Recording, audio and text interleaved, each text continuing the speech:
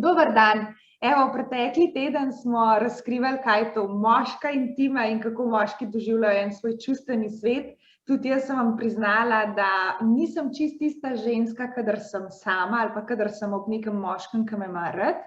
In danes sem želela v bistvu to temo še majčkeno razširiti, kako ostale ženske doživljajo svojo intimo, svojo ženstvenost, s katerimi izzivi se še soočamo, in to mi bo pomagala odgovoriti magistrica in tudi doktorantka zakonske in družinske terapije Meta Košir, ki seveda poleg terapij vodi tudi skupino za ženske. Meta, pozdravljena.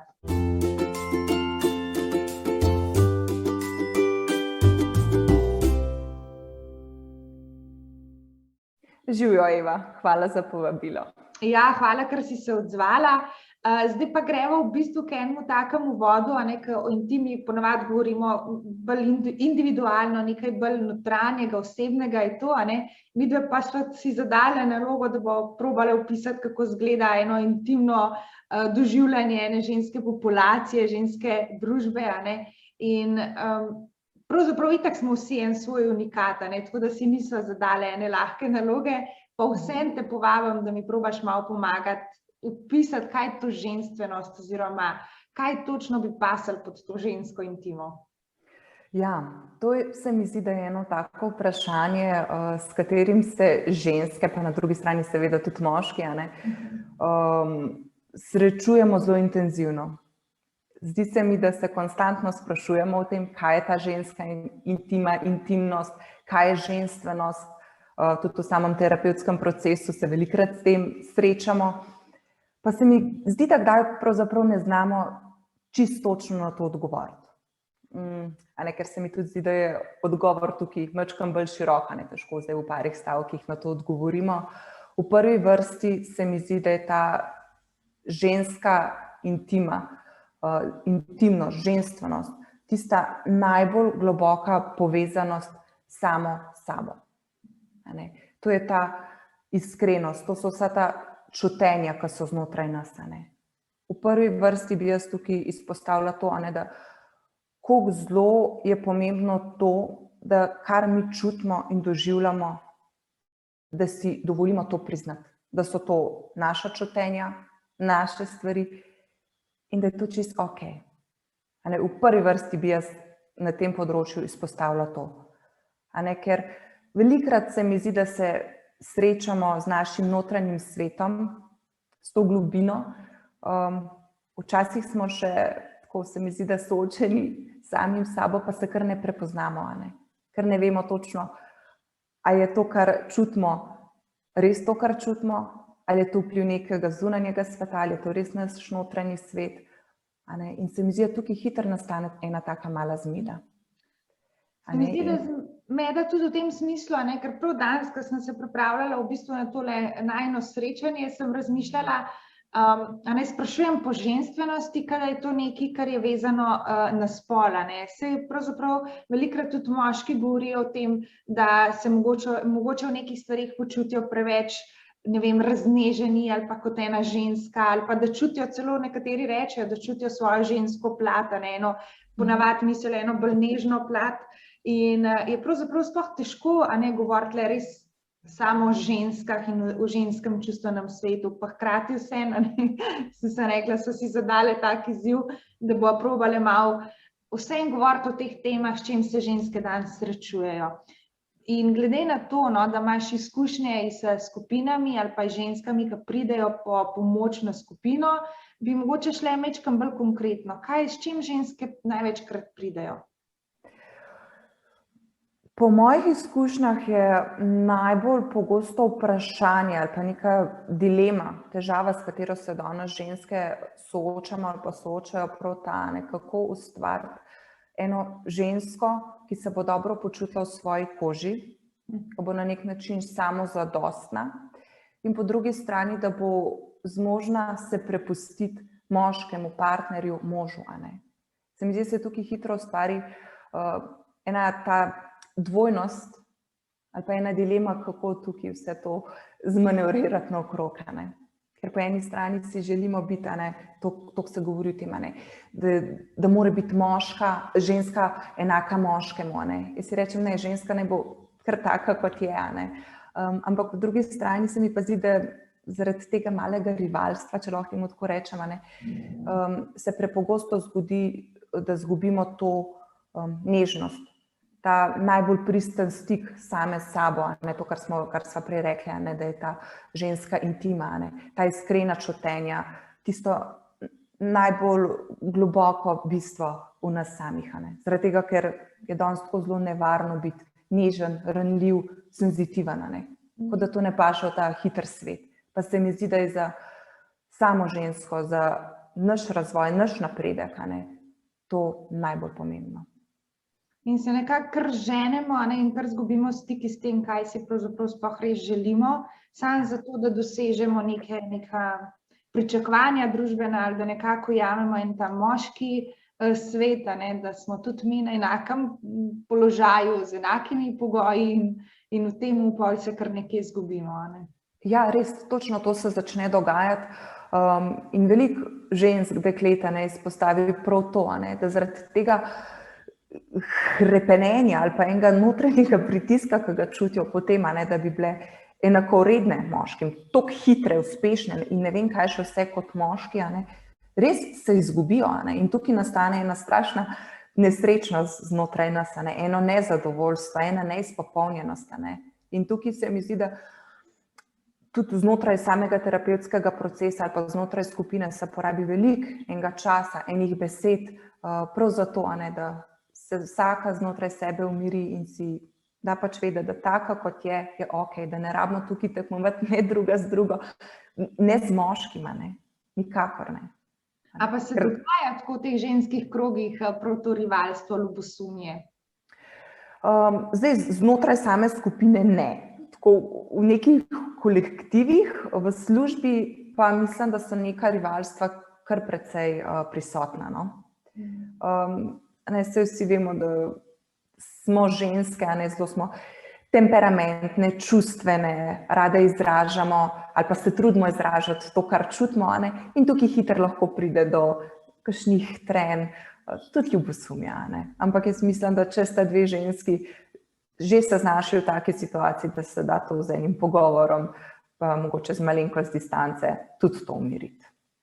Meta, odkje misliš, da je toliko v nas te neke želje po tem dokazovanju, toliko neke, kako bi rekla, borbe za uspešnost, za produktivnost, za to, da smo in partnerce, in mame, in podjetnice, in ne vem, kaj še, na katerih vseh področjih si želimo blesteti. Kaj je ta nek srž tega problema? V zadnjem letu ali pa dveh sem se pogosto ukvarjala s tem vprašanjem in nekako vse bolj prihajam do tega zaključka, da je vse to, kar si ti naštela, v očeh mnogih sreča. Ne bi bila to sreča. To, da sem jaz dobra mama, da imam uspešno podjetje ali pa da imam dobro službo, dobro plačo, da hodim na jogo, da hodim na fitness, da imam partnerja, moža. Čim več stvari, ki imam, čim več stvari, ko obvladam, bolj ne bi bila srečna. Ampak jaz mislim, da tukaj spet pridemo do ene te točke, ko se po enem daljšem obdobju po vsej verjetnosti zaletimo v en zid, ker se utrudimo. Ženska ima ogromno enih vlog, na drugi strani imajo seveda tudi moški. Ampak se mi zdi, da ker smo danes v takem hitrem svetu, kjer šteje ta uspeh, ta opaženost, se mi zdi, da pozabimo nase, na to, da tudi mi rabimo malo odmika od tega burnega glasnega sveta, da tudi mi rabimo malo tišine in tukaj nas povozi. Ampak na drugi strani se pa srečujemo s tem, koliko vsi želimo biti srečni. Sej delček sreče je tudi vse to, kar smo omenili. Ampak jaz mislim, da je sreča še marsikaj drugega. Rade, ker če nekaj takega delaš, jaz se tako vprašam, kje je že zmanjkalo to, da bi nas nekdo ustavil, da bi nam nekdo dal en občutek, kaj pa se je dosti, da sam si. Zakaj ti je treba 1001 stvar imeti? Zakaj toliko neke te potrebe se osrečati na en tak divji način, no, pravzaprav, ne. Zakaj se ne da sam, ne vem, usesti zvečer z družino za mizo in tam poklepetati in se nasmejati in tam začutiti eno srečo, ki ti da moč za naprej, ne. Zakaj toliko tega divjanja pravzaprav? Jaz bom rekla, da tiste ženske ali pa družine, ko so zmožne tega, ne, da se lahko popoldne zvečer usedejo za mizo, kakor si rekla, malo poklepetajo, nekaj skupaj pojejo. Jaz mislim, da je to največja sreča, ne, največja izpopolnitev. Ali pa tudi, ne vem, če še ni otrok, če je samo partnerstvo, ne, to, da si lahko vsaj del dneva rezerviraš zame in za partnerja, ne. Jaz mislim, da je to največja izpopolnitev, ne. Ampak na drugi strani se mi pa zdi, da je spet ta občutek, ja, če bomo pa zdaj mi kar tukaj sedeli, pa se nekaj pogovarjali, ne, wow, izven nas se pa toliko dogaja, ta občutek, kar nekaj bomo zamudili. To se mi zdi, da je zelo, zelo prisotno danes, ne. Da moramo biti konstantno v nekaj vpeti, da se nam mora nekaj dogajati, ne, da je zelo pomembno to, da se družimo s prijatelji, da gremo s sodelavci na pijačo, ne. Tudi te stvari so pomembne, ne. Ampak jaz vztrajam pri temu, da najbolj pomembna ali pa največja sreča je ta znotraj, ne vem, te naše osnovne celice, ne, kaj je družina, partnerstvo. Se mi zdi, da so tam tisti intimni odnosi, kjer čutimo, ne, da smo pomembne, tudi ko vse odložimo, da je to pravzaprav tisto, kar šteje. Ja, to je absolutno najbolj pomembno. Kako si lahko ženske, ne vem, damo neko vrednost? Kako lahko poskrbimo za to? Sploh mogoče, če smo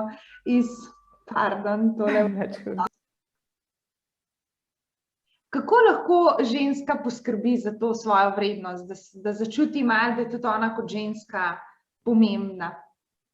Jaz bi v prvi vrsti rekla, da je najpomembnejše to, da si da ženska čas. Pa ne mislim zdaj, ne vem, spiti kavo, pogledati nekaj po televiziji, ampak to, da si vzameš čas zase, za svoj notranji svet, za to toplino, skrb sama zase. To se mi zdi, da je ta občutek vrednosti. To, da si daš dovoljenje, da si vreden enih lepih, ljubečih odnosov, pa naj bo to ali partnerskih ali nekih prijateljskih. To se mi zdi tisti največji pomen te vrednosti, da se spoštuješ, da veš, česa si vredna, kaj si zaslužiš, da, ne vem, se odmakneš od stvari, ki te ne usrečujejo, ne izpopolnjujejo. To se mi zdi, da je tisto, kar ti lahko na nek daljši rok da občutek, jaz sem vredna, veljam, ali pa v kontrasmer pač nam zruši vse te občutke in te predstave. Ampak kako, mislim, kje te naši vzorci, no? Kako to, da si kar, da se moramo to čez življenje učiti tega, da si lahko postavimo eno mejo in da lahko enim stvarem rečemo ne, da ni treba kar biti povsod na voljo in kar vedno in z vse tam biti na razpolago, prav noro, da se moramo to šele čez življenje začeti učiti in se začeti zavedati, da imamo mi neko vrednost. Kje so korenine tega problema? Mislim, da bi tukaj večina tvojih sogovornikov odgovorila, da verjetno nekje v otroštvu ali pa v samem obdobju odraščanja. Sigurno se tukaj ustvarjajo tisti temelji, tiste neke osnove. Je pa tudi res, da se potem tekom odraščanja ali pa odraslosti marsikdaj znajdemo v eni situaciji, tudi če nimamo temeljev, da mogoče gremo čez neke meje, da je tukaj preveč enega forsiranja, ker kot smo že rekli, danes je svet hiter, nor. In zaradi tega je včasih tudi to zgodnje otroštvo majčkeno lahko spregledano ali pa so te naše izkušnje primarne, lahko tudi potem v odraslosti majčkeno spremenjene, zaradi tega, ker je, ne vem, ta odraslost, vsa ta brzina, ki jo doživljamo, toliko zelo drugačno, kot je bilo mogoče to še prej, ne vem, 100 let nazaj, pa kaj takega. Danes res je drugačen tempo življenja, popolnoma drugačna pričakovanja so. In mislim, da ta pričakovanja, ki se ustvarjajo, so tako zelo, kako bi temu rekla, lahko toksična za posameznika. Zelo je pa pomembno, kakšne temelje mi dobimo iz družine.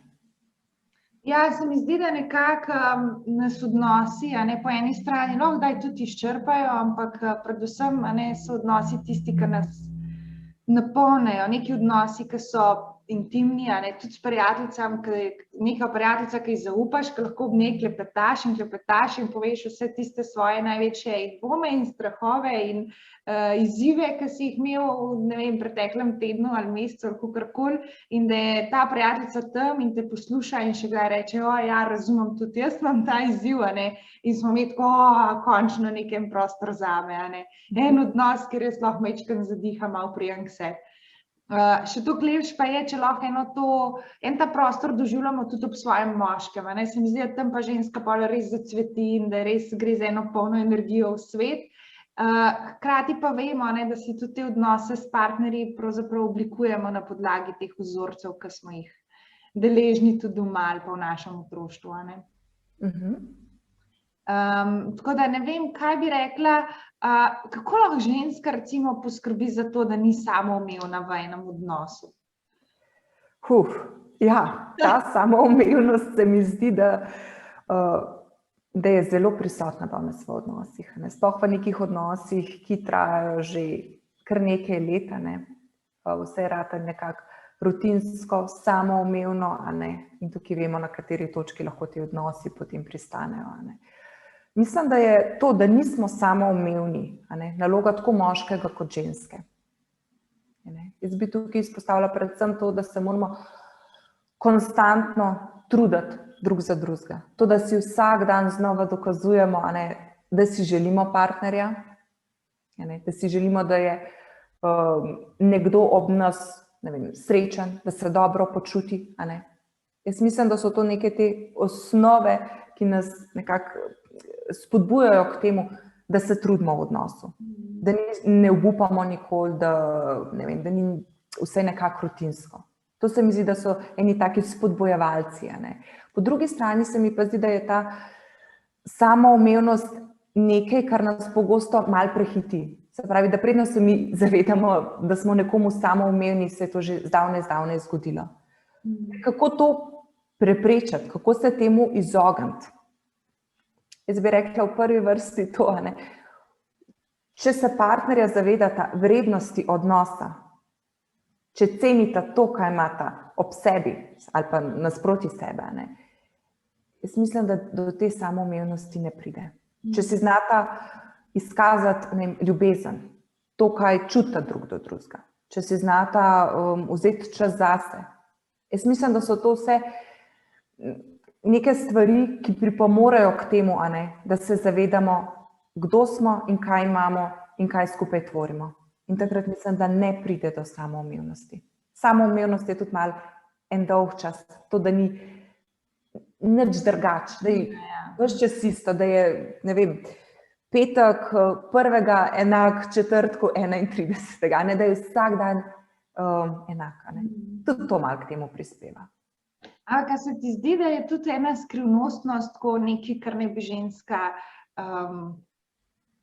kaj ne rečem, hranila ali pa nekako znala ohraniti kljub odnosu, da ima en ta svet zase, ki je malo skrivnosten, ki je moški malo nerazumljiv, ali je vseeno cilj, da si v odnosu čim bolj razkrit, iskren? Jaz sem tukaj bolj zagovornica tega, da je dobro, da smo v odnosu čim bolj iskreni. Ker konec koncev strmimo k temu, da je partner tisti, kateri bo šel z nami skozi življenje, tako čez lepa obdobja, kot mogoče mačkam bolj težka. In jaz mislim, da je tukaj zelo, zelo pomembno, da se dobro poznamo, da partner ve, kako nam tukaj prideti nasproti, nam pomagati v določenih situacijah.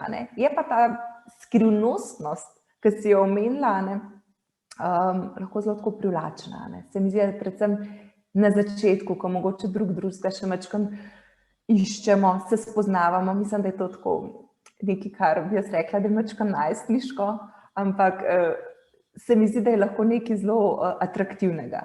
Na dolgi rok pa jaz vseeno strmim k temu, da se odpiramo.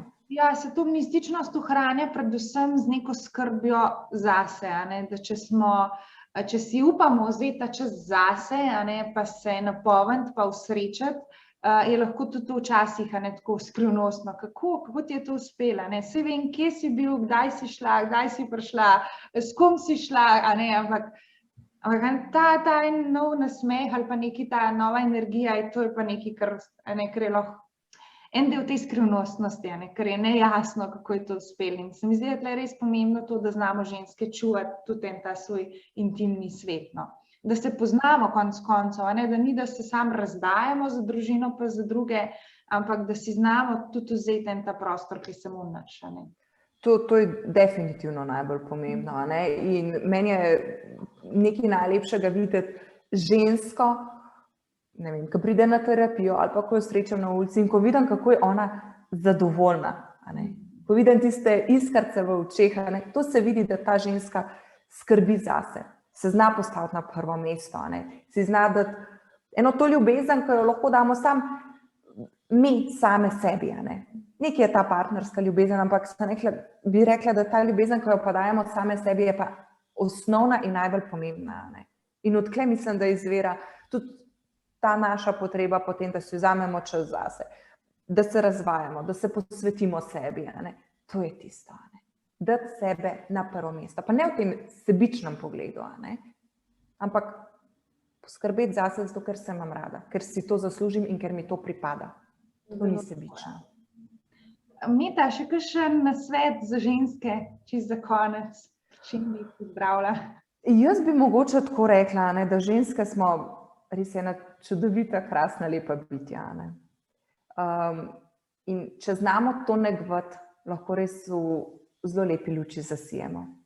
In ko zasijemo, takrat tudi mi v življenje privabimo in prikličemo marsikaj lepega. Pa ne mislim tukaj zdaj samo partnerstvo, ampak nasploh se mi zdi, da s to eno lepo energijo, ki jo imamo v sebi, z enim vzdušjem, gremo lahko bistveno lažje in lepše čez življenje, čez vse naloge in tudi ene napore, s katerimi se soočamo tekom dneva, tedna. Gremo na ta način z eno svežo energijo bistveno lažje. In to, da si povemo, da smo zadovoljne same s sabo, da strmimo k enim ciljem, enim ambicijam, to, da se mi notranje razvijamo. To je poanta. Da se mogoče večkrat upamo vprašati, kako smo mi, kaj mi rabimo, ne samo to, kako je partner, kako so otroci, kako so starši, kaj oni rabijo, kaj imajo oni najrajši, ampak da si upamo tudi vprašati, kaj imam pa jaz najrajši, kaj bi pa jaz dan želela. Točno to in še nekaj bi mogoče tako ob koncu izpostavila, da kako pomembno je tudi to, da če smo v partnerskem odnosu, da si kdaj pustimo in dopustimo tudi to, da partner poskrbi za nas. Da si dopustimo to nežnost, to ljubezen, da je nekdo skrben za nas, ljubeč za nas. To se mi zdi, da je tudi tisto, kar paše v ta krog intimnosti, ki sva na začetku začele z njim. Ja, hvala Meta za tvojo družbo in za tale prijeten pogovor. Jaz verjamem, da prijave na skupino se še zbirajo, Tako je. Zdaj še kakšen teden, mogoče 14 dni, potem se pa počasi zaključi. Tako da, drage dame, izvolite si poiskati več informacij o Meti oziroma o njeni ženski skupini. Na Facebooku ali Instagramu jo boste našli pod Psihoterapija Meta Košir. Z vami pa sem bila tudi Eva Erpič, prav tako zakonska in družinska terapevtka, le da boste verjetno mene poiskali, ko boste imeli kakšne težave z intimo oziroma kako si biti blizu. Tole je iz najine strani za danes vse. Majte se lepo in se vidimo spet naslednji teden. Adijo! Adijo, hvala! Živjo! Torej, gledate moje podcaste zato, ker želim, da se čim več pogovarjamo o temah, ki se tičejo nas vseh. Želim, da doma namesto bolečine, osamljenosti, izigranosti, razočaranja doživljate ljubezen, veselje, toplino, občutek zaželjenosti in da vam to lahko pomagam, sem poleg teh podcastov naredila tudi spletno akademijo. Tam boste našli tečaj za pare in tudi tečaj intima, ki bo pomagal vsem tistim, ki ste mogoče že dlje časa samski, ki težje vzpostavite nek partnerski odnos, ali pa tisti, ki bi si samo želeli poglobiti zavedanje sebe v odnosu. Vabljeni na akademija.evaerpic.si.